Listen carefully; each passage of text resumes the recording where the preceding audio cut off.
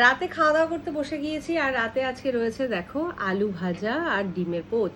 আমার ডিমের পোচটা খেতেই ভালো লাগে, আর ওদেরকে ডিমটা ঘাটিয়ে অমলেট টাইপের করে দিয়েছি। না অমলেট না পোচ। হ্যাঁ, ছেলেরটা অমলেট হয়েছিল, তোমারটা তো তুমি বললে আমার আধা অমলেট আধা পোচ করে দেবে, ওর জন্য তো আমি ওইভাবে করেছি। চলো, গরম ভাত, আলু ভাজা, আর দেখো ভাতটা মাখছি পুরো হলুদ হয়ে যাচ্ছে। মানে কতদিন পরে যে এরকম একটা খাবার খাচ্ছি, মানে শান্তির খাবার, মানে চিকেন ডিম খেয়ে খেয়ে একদম মুখ একদম। কিন্তু ওখানকার খাবার ভালো ছিল, হ্যাঁ হ্যাঁ হ্যাঁ টেস্টি খাবার, হ্যাঁ, ঘরের রান্না মতনই ভালো ছিল। ছিল।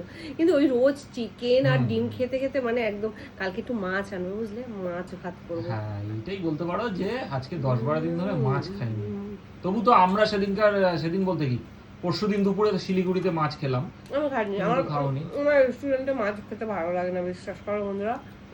আজ পর্যন্ত আমি রেস্টুরেন্টে বিশেষ করে বেড়াতে গেলে নিরামিষ ভাত বেশি খাই, কারণ বাইরে গেছি, বাইরে জল মানে হাওয়া বাতাস একটু আলাদা, যদি পেট ফেট খারাপ হয় ওই ভয়তে আমি নিরামিষটাই খাই, হালকা পাতলাই খাই। কিন্তু এবার সব বাচ্চা কাচ্চারা গেছিলো বলে তাই ওদের সাথে তাল মিলিয়ে চলতে হবে, তা ওর জন্য ডিম চিকেনটাই খাওয়া হয়েছে, কারণ ওখানে বেশি মাছ পাওয়া যায় না।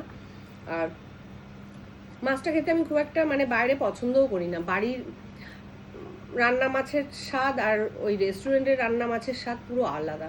আসলে আমি কোনোদিন ট্রাই করিনি, তবে সেদিন মাছটা ভালোই রান্না করেছিল। হ্যাঁ, ভাপা করেছিল বেশ, হ্যাঁ ভালো করেছিল। কাতলা ভাপা একদিন বাড়িতে করো তো। হ্যাঁ করবো, ওটা কিন্তু কাঁচা মাছ হয়, ঠিক আছে। হ্যাঁ তো সেদিন খেলাম তো, খাওয়া হ্যাঁ তো লাগেনি। হ্যাঁ, করে দেবো। তা ঠিক আছে, চলো কিন্তু বন্ধুরা। বয়েল তো হয়ে যায়। হ্যাঁ হ্যাঁ, কাঁচা বয়েল মাছ হয়ে যায়, থেকে ভাজা হয় না, বয়েল সুন্দর হয়ে যায়। টেস্টটা হয়েছিল। তা আমি ওই বেশি মানে নিরামিষ ভাতটাই পছন্দ করি বাইরে খেতে। তা চলো, রাত্রির হয়ে গেছে, তোমাদের হয়তো অলরেডি খাওয়া দাওয়া হয়ে গেছে, আর আমার না মানে কি বলবো, মাথাটা খুব ঘুরছে, কেন আমি জানি না। আমিও খাওয়া দাওয়া করে আছি, শুয়ে পাহাড় পড়বো। থেকে এসছো না সেই জন্য হতে পারে, মানে নিচে মানে ওই কারণে আমার মাথাটা সারাক্ষণ বনবন বনবন করে হয়েছে। প্রেশারটা কি লো হলো না হাই হলো? চেক করে নিতে হবে। হুম, ঠিক আছে, তোমার হাত ঠান্ডা হয়ে যাচ্ছে। চলো বন্ধুরা, টাটা, গুড নাইট।